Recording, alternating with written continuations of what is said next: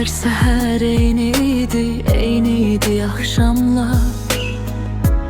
Gözlerimde yok idi ne bir ışık ne bir şanlar. Boş bir sayfa kimiydi, yazılmamıştı hiç ne. Nefes alırdım sadece, yaşamırdım bilirsen. Küçeler soyuq idi, güneş belə solğun. Her addımım yorgun idi, her bakışım dalgın. Sensiz bu dünya inan ki değersiz. Nefesimde yalan, ruhumda hevessiz.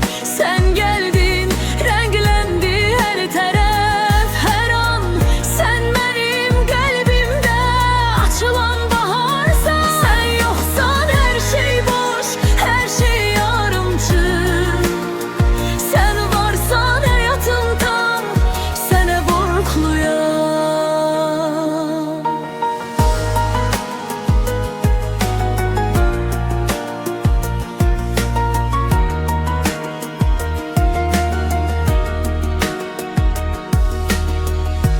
Bir bakışınla değişti o soyuq donuq dünya. Gözlerimde parladı itirdiğim o rüya. Ellerin dokundukça buzlar eridi birden.